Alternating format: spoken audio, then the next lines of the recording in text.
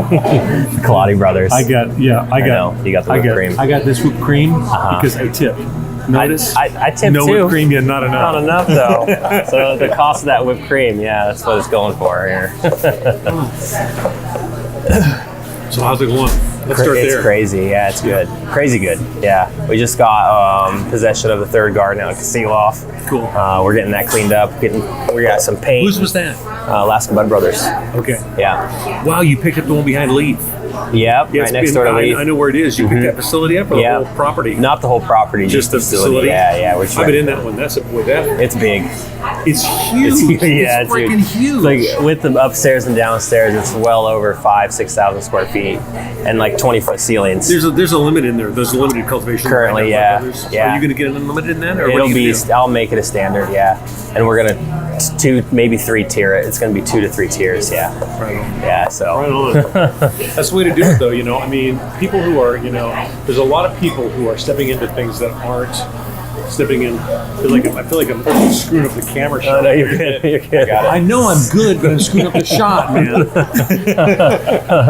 Anyway, but there's so many different facilities, but it's like the people who are stepping forward, who have got the good operations, good business sense, understand what's going on, are stepping into some of these other operations that are not doing so well. That's right. Taking them over, and that's what's going to happen. There's going to be some consolidation, some attrition. It just happens. And that might end up being a good business model for us, is we'll come in and people that are struggling, will help them exit comfortably, and then offer them a package deal where we'll come in, take over their garden, and rent it from them. So it's not all just a wash. So there's one garden up in Wasilla that I have on the hook. Really? For something like that, cool. Yeah. So cool, that's good. And and also look at it this way too. You pick up a place, that's not doing well. You get it set up, situated, get everything in process, and then somebody who wants to come in and goes, I want to have a thing, but I don't have all the time, so it's just a license transfer process, right? And they can step into it. You can make the money you've got coming back from the back end, and there's another hand in the game, and on you go. Right? Yeah. No, I'll probably actually just operate out of every one of them that I scoop up. Right now, I don't blame you. I think it's smart. I think it's smart to do that too. And so what I can do is I only need one resource per garden. So I have one cultivator per garden. And then I have Permafrost Services, which comes in and does the heavy lifting, like the trimming, and it helps with the transplanting and the cloning. So I only need one resource per garden, and then Permafrost Services just goes and assists all of them. Yeah. So, and actually, we just picked up Alaska Cannabis Company. We're out there trimming for them right now. That's Toby Foster and Jason Skowinski. So, and between that, Lady Gray, Owens Wag has shown interest, Coastal Cultivators shown interest. There's been 4 or 5 others. So, if I could just get to the point where we're trimming 7 days a week, I can offer them as many hours as they want. Cool. Excellent. So. Excellent. How's the association doing, man? Are you still have a lot of interest? Is there still a lot of stuff going on? There is. After the fundraiser, we kind of took a breath. Everybody did. Everybody does. We had a little bit of a meeting and we talked a little bit. Ryan Tunstith has been just absolutely wonderful. He's helped organize the January 17th meeting that we're having, and then we'll go from there. So I'm going to try and get down to that. I've got to go down to Seattle next week for the National Council of Executive Directors of Marijuana State Associations. Yeah, that's cool. Yeah. Anyway, so I'm up my eyeballs in that. I'm still doing the ASTMI stuff with setting standards for cannabis nationally and internationally. Yeah, which is crazy. But but that's the amount of reading that's involved. Oh, right. Yeah. I'm trying to read about it. How do you clean a cannabis facility? And then they go through everything. It's like, what are the definitions of solvents, or what are the definitions of this? Is this an organic clean? Is this a non-organic clean? Is this what microbes, bacteria, fungi? What are the definitions? I mean, they start at that level and out from there. So it's like my brain is like, Cleanliness is the most important aspect of cultivating. Like, absolutely. Imagine that. Yeah. No, cleanliness is next to godliness. That's true. Jack. But that's what I tell all of our people in the garden, is that we're simply janitors that grow weed. Right. That's all we are. And man, I get that even from just the small, like 1 or 2 plants I grow, that I just have fun with. It's like, no lie. Yeah, cleanliness is the name of the game. So, how's like membership? What's the reaction? What are people, feeling like down there? Are they, with you? Are they glad that things are organized? Yeah. Are they, Yeah, they want to see more. Cool. So that's what we got to do. We can do that. I mean, that's definitely doable. Part of what I'm going down to do is I'm going down to to try and set up with the West. It's a Western Regional. It's our annual meeting because remember we're going to DC, and so we're gonna go and talk to legislators, and now that we know what kind of the lay of the land is going to be like and how we're doing, right? We'll go to DC. That's something else we're doing. So we're trying to establish regional influence as well as state influence, and then nationals. The next really big one. We've already been to DC one time. That was last year. And to go into DC to advocate legalization of cannabis nationwide. Well, is that right? And that's inevitable. I mean, that's going to happen. Now they've got hemp legalized through the farm bill. There's no way they're not going to bring cannabis in it. I've not heard from one person who has said, "Oh, this is a game stopper." The fact that you got hemp, just be glad you got that and get the hell out. And none of that crap, man. Right. It's like it's inevitable now. It's happening. So, so it'll go. The question is, where does the legislation start? What do we do that is the piece that's the framework for making it legal nationally, and how does that approach? And so what we're going to do is we're going to the groups that we're associated with, the national branch that we have, is also they've signed a memorandum of understanding, an MOU with ASTM, and so the ASTM guys are on board with us, which is great. Yeah. And so we're building, actually, literally the framework for what legalization is going to look like, because the legislative, like state legislatures, local legislatures, assemblies and all that kind of stuff, city councils, as well as, the federal, the Senate, and the Congress, they look towards all these things that we set up with the ASTM, the standards that are set, because they know that we've got there's a procedure in place for that. It's like you have to be approved, you have to be a voting member, you have to answer ballots. If you don't, you're out. It's not a matter of you just getting to go, oh yeah, marijuana, yeah, stamp. It's like you have to read the ballots, you have to vote on them, you have to comment on them. There's a procedure that goes along with it. So if you're not knowledgeable, if you're not participating, if you're not voting on the ballots, you're not part of it. Then they don't watch it. There are people who are serious about being involved in it, which is great. Yeah. But what happens then is, looking with Congress and the Senate, start looking at, how are we going to do this? Department of Agriculture, all these guys start looking at it and they go, well, what is a cultivation facility like? Well, we've got a definition set. We've got a definition for what plants, what's, seeds, what kind of, what's a clone, what's a, all those things will be in place. So we'll be able to go, here's the tab. And it's the same thing, and they do the same thing for nuclear energy, for concrete, for tire rubber, for everything. For standards. Standards for everything. So now we're going to set the standards for cannabis. Wow. But the trick is, and this is why I thought it was so important that I'm trying to get people to understand, if we get in front of it and we say what we want for cleanliness, for security, for transportation, how we want it addressed, then they've got a framework to know where to start from. And so that, and we made it. So, hey.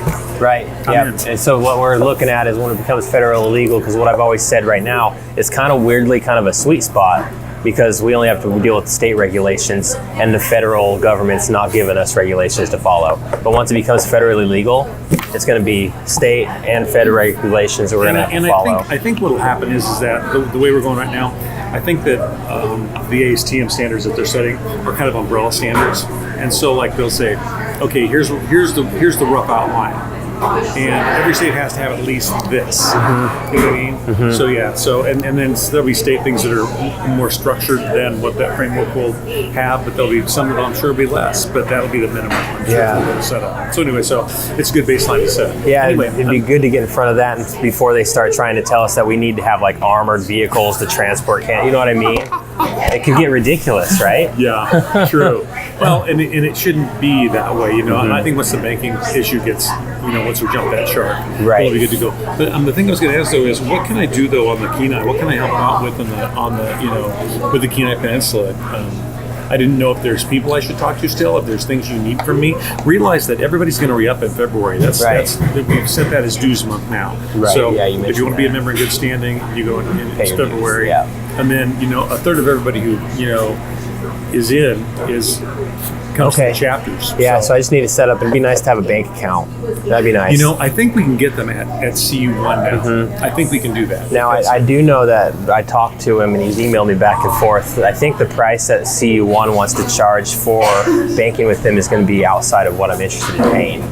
And because I heard $2,500, $3,000 a month. Understand that what they're talking about too, though, is that they're going to pick up the money for you From my store. and from your store, Right. and the cultivators. It'll be basically cashless for you, and they'll pick it up. They'll do armored pickups of cash, and it will be logged in, and then they'll be able to track it and follow it from the store to the depository where it goes. And then it gets deposited. So it'll go to Seattle, to the federal depository. It doesn't even go through the banking structure here. They won't even touch it. It just goes into the federal system because it's known. They're known. All the components of it are not like. And so when that launches, it should be like, who's going to follow him? Everybody will. Right. So I'll probably wait and Every see. freaking financial institution in the country will use this model. I guarantee it. I guarantee it. So I'll wait and let the dust settle, and then we'll see. You know who's already looked into it? FBI, FinCEN, the CIA's done consulting work for them, the Treasury Department, the Federal Reserve. All these people are on board already, man, Right. this program with how it's set up. So everybody will follow. Everybody. But then, of course, when more people get in, Right. costs. Right. So, yeah. So I might just kind of see, let the people that really need it and are really making like revenue like crazy, let them kind of spearhead it, and I'll slip in. Because right now I'm like, my banking situation, it's creative and it's working. It's inconvenient, but is it worth $3,000 a month to alleviate? I don't know right now. So, are you going to run the Cusco 300? What's that? You know, the dog mushing thing? Are you going to run that? I don't know. I feel like I'm talking to a musher, man. I've been. Jesus. Okay. People go like this. You go, "Are you a musher?" I know. You look like a musher. You get that look, dude. Yeah, we're working a little really. Alaskan rustic. No, I'm talking with some mushers because we would like to do a bid around the Iditarod. Yeah. Regarding like Balto and shit, but instead of the something? vaccine, it's weed. You want to know something though? They are going to be looking for sponsorships, and I think that's an excellent opportunity for us to get involved. Some of the sporting things that go on in the state, like the Iditarod or the what's that fat bike run that goes from there's that big bike run. There's an Idita bike thing that goes Yeah, from one that's too. right. There's all these different things. Look at the Mountain Marathon. Let's triathlons, all these like people- Mayor's Marathon, or what's it called now? Everything. They're going to be looking for big sponsorships. wildlife run. And the bottom line is that that's something that I think we need to get behind. We need to start having sponsorships because we need to be seen more out in public. We're starting an education committee, and we're starting a finance, like a fundraising committee. There were 4 different committees that were talked about by the executive board. Okay. So there's that going on too. That's awesome. Yeah, the education committee would be huge. We've talked about that down on the peninsula, and I got a room space in the Nikiski Rec Center to teach classes about cannabis that they're going to give us for free. So education is definitely huge. Can we do something? Can we take? If you've got that rented and you're going to start teaching people about cannabis, let's take that piece as a model. Okay. And let's do it in Anchorage. Yep. And let's do it in the Valley. And let's do it in Fairbanks. And let's do it in the Southeast. And let's go to these communities and do that. I mean, that's something that I'm sure the membership will be behind. Yeah, and education is the tool and our weapon against ignorance, right? Yeah, and part of the right? Huh? What? You're supposed to, ignorance. Don't inject that marijuana. Put that needle down. Yeah.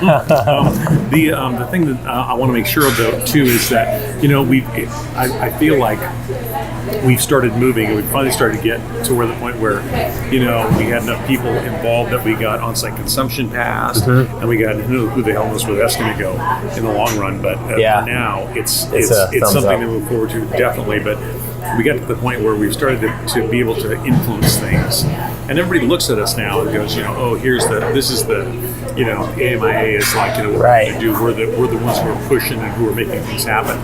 And so I want to keep that momentum going. I want to do something. That's why I keep talking. I talked to John this morning too about that. So we just keep, everybody going forward. But I just want to make sure that, I'm answerable. Like I told you this, I'm answerable to, the chapters. Right. So if there's stuff you need, that's why I'm I know I'm the worst of whenever people ask me, what can I do to help you? And I'm just always like, nothing. Yeah, whatever. Just because I'm like so self-efficient, but we haven't, because I put almost all my time into my company, of course. But I think after the January meeting, we kind of regroup and talk about our plan forward for the KPA MIA. We'll start doing some damage on that front. Does it feel like it's really kind of unified, or how are you feeling about that? I feel like we've always been unified down there, but we're just adding the AMIA element to it. Okay. Yeah. But do you think everybody's still on board and everything's okay? Yeah. I know that. Yeah. Good. Yeah. Okay, good. Because the people down there love the board members of the KPA-MIA, therefore they love what we're doing. Okay. You know what I mean? Good. So like Ryan and Lisa Coates and the only person that's not really in the industry is the Paul Radisky or Radowski. Yeah, he is. Yeah, he's Saruna. He's like an ancillary. He offers environmental stuff like that. Right. I mean, he's the only one that's not a license holder. But like Tasha, she's amazing. We just have some amazing people on the board down there, and we just need to start utilizing it. I want to make sure. Let me look at the date. So the 17th is Thursday night. Okay, that's my birthday. Really? What do you need? Nothing. I need more work to do. See, you said it again. You should. That was your opening right there. You could have gone, oh, I need a new phone. I need binoculars. Oh. I need underwear. Something. Yeah, a future rolling machine. Those machines, man, I saw those things in Vegas. Yeah, they're nice. Great. They're expensive, but they do the job. I'm borrowing one from Alaska Fire Week today. You know what I want? What's that? I want a blunt roller machine. I want one that will have real blunts. So all you can do right now is get Cubans, like literally Cubans in the factory. But you can't get the stuff to them to roll them. Okay. Hand rolled blunts. That's what we need. Is we need to import a bunch of blunt rollers. Because you can't get a machine to roll. I checked that out. They don't. They have little cones, kind of. Leaf would probably be the best person to ask about that. He hires like 9 people and works them like dogs. Man, like 12 hours a day they're rolling blunts. What time is the meeting going to be on the 17th? I don't even know if we can confirm that. It's going to be at Urban Extracts, Lisa Coates' place. And let me see if we've confirmed a time, but I don't know if that's the case. Mr. Ryan. Ryan. And we just need to sit there and update, because I got the website space, the kpamia.com. Yeah, I'm going to put down for 6, but my goal is to be there. Okay. So I'll see if I can. 11 a.m. on the 17th. 11 a.m.? Yep. A lunch meeting. I would have been way late for that one. Okay. 17th, got it. All right. Okay, I'm booking it in. I could fly down from that one. Anyway, okay, good. And then let me see what else is on the agenda. I'd really like to, see how many businesses there are down there, and try and get everybody to get on board. I have a list of every one of them. Yeah. Between permafrost services and soliciting garden services, and then distributors soliciting retailers, what I need to do is take and send you because all the presidents get the list of members in their chapter. Mm-hmm. Did you get one of those? There was like 6 people on it. So yeah, there's more now. But, yeah, there's more now. But let's compare the two, and then when I come down, I'll go and talk to people too. Okay. About joining in as well, because I think that sense of solidarity too is something else that we need to help to try and cultivate to get people into it. Oh, and I wonder what what do you think's I'm really, really trying to figure out what's going on legislatively too. What's going to happen there? Oh yeah, no. That's going to be. I don't know. I don't either. I just want to grow and sell weed. That's all I'm doing. I mean, I just have my, of course I'm involved now because of the nature of my business. But whenever I operate, tunnel vision, I'm so laser focused on my goal that nothing penetrates me outside of that. You know what I mean? It's a very kryptonite. Kinda. It's good, but it's bad. Because I focus on what I'm doing, but my focus is broadening. Kryptonite, sort of. But my view is broadening because now I have permafrost services. We have permafrost distributors. We're talking about permafrost fulfillment, which is a subscription box, cannabis-based subscription box that we're going to launch. We're going to start doing hopefully pre-orders next month. Of the subscription box. Subscription box for explain. So every month it just ships to your door and it has cannabis related stuff in it, and this is going to be nationwide. But Alaskan residents will have the opportunity to put weed in there in the form of a voucher that they could take to a local retailer and get their shit for a penny. Wow. Yeah. So that's launching. That I like. Yeah. How do you have any thoughts on this black market problem we got? The black market problem? Yeah. We just have to man, we just really have to get the bottom line is to get our prices more affordable to the end users. There's a break point though, and that part of that is taxation. Yep. And we've been talking to people about that, ad nauseum, unfortunately. But do you think that there's that's our big push is taxation right now? Right. Is to try and get that restructured so that it works for us, but. Because here's the problem. No, not doesn't work for us. Works for because the person that pays is the person buying the weed. I know, right? But I don't mean just that. I mean that the percentage, because the cost of taxation on the weed has got to be in a range where it makes the price of black market weed untenable to those people. Right. It's got to be low enough that people want to come and buy it because the price is competitive and they can't get. That's the problem we got right now. Right. Is that when you don't pay any tax, when you're just flying under the radar. Yeah. There's no. You're constantly going to get your price point's going to be beat. There's no way you can compete with that. So the question is, how do we get the price point low enough to get the black market out of that equation? Yeah. So lower the tax structure to help the price on the shelf go down. And then also up the amount of enforcement that we hit these black market people with. That, I consider enforcement the weak link. Yeah. Because until they start really working diligently to get rid of what's happening as far as the, because I talk to people, you talk to people too, we all know what's going on. It's not like it's a big secret, but the amount of weed that comes into the state, mailed in, FedEx, all this, that's got to be choked off. I know personally 5 people right now today that do it. Names, right? But I know people too. Sucks. I know people who have illicit grows too that are that are trying to be suppliers still. Yeah. And those people have been around for a long time and they think they can just continue on, but that's what's got to change. Right. That model's got to change. Those people have got to have an opportunity to come in. Yep. And if they don't come in, then that's it. That's I'm right. sorry that's what we can do for it. Yeah. You want to distill liquor? Get a fucking license for it. Yeah, you want to run a moonshine. So what happens if up in the villages when they bring up the Monarch vodka and sell it for $100 a bottle, they keep an eye on that pretty close, don't they? They put you in jail if you bring liquor into a dry community illegally. The state troopers will bust you. And I think the black market for weed, even in the big cities, should be treated that same way because it's just as illegal, right? And it should be treated that way in the outer communities too. I mean, if you're transporting weed that you don't have a sales receipt for because you bought an ounce and you're taking it home for your personal use, that's fine. Yeah, I got no problem with that. But if you're bringing in 6 ounces, 8 ounces of weed in a box, better have a metric manifest for that. Really, absolutely, or else, or why not? Yeah. Let's talk. Come here. So anyway, I just that's. These are things that, as look at how long we've been working on this. It's really blink of an eye. Really, since 2016, since the first licenses went out in December 2016. Yep. And this is January of 2019. So that's not even 3 years. I know it's like a blink of an eye. And I know. And look at how much we've done though in that span of time. And it's not only so. Like a lot of my old black market dealer friends, they complain to me that we're ruining the street. And I'm like, no, it's not me. It's the fact that everybody in the state of Alaska can grow it themselves. That's the biggest competition, but also the best thing that could have happened. Yeah, but here's the thing too about people. When you look at them, you look at how they want to grow. That takes time. It's like, do you want to have African violets because they're a little finicky? You got to do the right things to get them to bloom. Yeah, that's true. That's what you're after, and you want to maximize that because you don't want to have a plant with one bud that's right. The size of your thumb.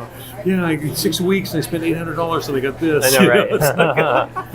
Yeah. So but back to the education classes will help with that. And I want to start a YouTube video series of how permafrost grows weed. Cool. Like called "Don't Buy My Weed, Grow Your Own." It's just how can we give more value to the end consumer? I think that you ought to get that underwritten by Southside Garden, by a landscape supply place, an outside company that's that supplies like as a sponsor for that YouTube video series. Coconut husks, organic soils, fertilizers. Like you could find somebody like that to underwrite a series like that. Yeah, definitely for a sponsorship like that, I'd probably approach Panama Reds first. down to Kenai. Obviously. Yeah. But, I mean, I'm just saying that because they're 2 blocks Right here, away. and they're big. But you know, and they've got the money to do that kind of stuff too. Mm-hmm. I mean, if Panama Reds didn't, they Right. just wanted to have a logo on that, you know, YouTube channel that you go and Right. that would, you know, That's an interesting there's idea, viability there. It doesn't matter as long as you just need to find sponsorship. But it's not a matter of dissing somebody else or not telling them. You could even let them sponsor the first couple for nothing. Right. Or have it on the page where you're doing it. There's a zillion ways Or to do create that. the entire video series sponsored by me, and then if somebody else wanted to come in, and make that an option. It's still yours. Right. You know, they're going to obviously want to say, you know, well, we'll give you pots and soil and you know, Sure. fertilizer from one of our preferred fertilizer companies, kind of thing. So Mm-hmm. yeah, I mean, the opportunities are endless, really. It is crazy how much opportunity there is out there for the people that want it. And I've always said that there's still an abundance of opportunity in this industry, even though the supply's met the demand, because the people that want it bad enough are going to get it. And the people that sit there and complain about the taxes ruining their business have already failed. You have to be able to figure out ways to operate profitably regardless of what obstacles you're against, because that's what every businessman does. That's right. It doesn't matter. I mean, Yeah. look at the tire, you know, places when they said you've got to have, you know, these indicators in your tires and they cost $100 a wheel. Uh-huh. They're like, are you kidding me? How am I going to do that? Right. I'm still staying in business. Well, the guys who are still in business figured it out. Right. And that's Yeah. the way it works. That's right. So, yeah, Yep. that part of it's crazy. Okay. All right, listen, man. I got to go get an Iditarod map and a book. But Okay. I want you. I just wanted to touch base and let you know. That Yeah. whatever it is that I can do to help. Cool. You know, that's great, and we'll do. Appreciate that. Yeah, we'll probably have a better idea of what kind of help we need after our 17th meeting and see what direction we're going to go. But I'm definitely pushing for the educational classes. I may just fly in for that. And I just want that Is to it be going to be in free. Nikiski? Is that where it's going to be? Yeah. Yeah. So Nikiski. I'll see if I can get Lee for somebody to grab me. It's like a 10-minute ride from the airport. Okay. You just let us know. Any one of us will be Everything's happy. 10 minutes from the airport. No, Come on. It's like Alaska. Oh, take it across town. 12 minutes. Where Yeah. are you? Doesn't matter. It takes Yeah, 12 just minutes. go there. Start driving. Where are you starting from? Doesn't matter. 12 minutes. What the hell's wrong with you? Yeah. And I think Lisa Coates Urban Extracts has released her first batch of cartridges. Yes. Yeah. God, And I'm mad because she Now- didn't let me know yet. Well, where are those though? I mean, are there any of those in town? Can you buy them here in town? I can find out. Let's text Lisa. I mean, I could text her too. I like you just know it's up your head. Lisa, I don't know. I thought you were that in the loop, Chase. Lisa Coates. Hey, You Lisa. got to text her. Go ahead. Any carts of yours in the big city by chance? I really want to chat about.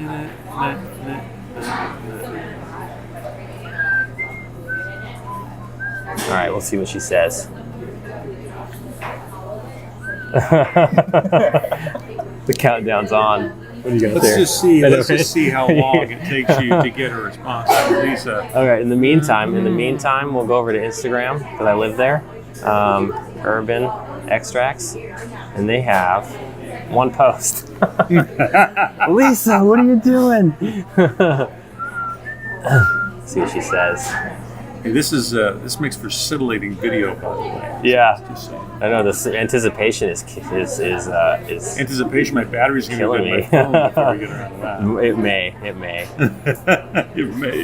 Let's see. Oh, KB cool. Reef I'm just coming down there to get it, aren't I? on KB Trip. Oh, East Trip and Kenai too. There's nobody here in town though, apparently. I would imagine she would have set that up, but she got some nice Man, that's great packaging. Okay, I gotta Urban get Extracts. Looking good, Urban Extracts. And I'll see if Lisa actually texts me back. I think she will. I think she likes me. Wow. The clock is Not yet. still running. Waiting Trying to mass produce this week. I'm gonna plug another thing. So I asked her, any carts in the big city by chance? Also, I really want some for our store, and I want to chat about processing material. She said, not yet. Trying to mass produce this week. I'm gonna ask her, need some help packaging? Okay. Okay, man, cool. See what I did there? I'm like hitting her up for some work from Permafrost Services. You know, the whole thing about, look, I'm heading up for some services is like, You're on camera. You know that, right? Yeah. Okay, I'm pretty aware.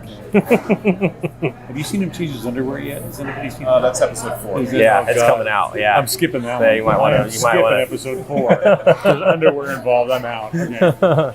All right, man. Okay. What else can I do for you right now? Nothing. It's not what you can do for me. It's what I can do for you. See, that's where we're going to conflict. Yeah, really. Because I always try to give more than I take. Good luck with that project. Okay. So far, so good. I'm going to start, when I start funneling money for memberships to you, then there's going to be a real issue. Okay, Lisa Coates. Let's everybody, we can all text her at once. We're going to, just so you know, we're going to have her cameraman also text Lisa Coates. Yeah, see, damn you people. Okay. Okay, anyway, okay, I'll shoot for the 17th. We'll see what happens, okay? It's going to be amazing. Okay.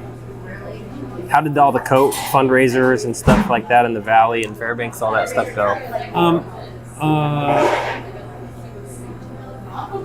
on a second. Packaging for the extracts. Very nice. Okay. Yeah, they went really well.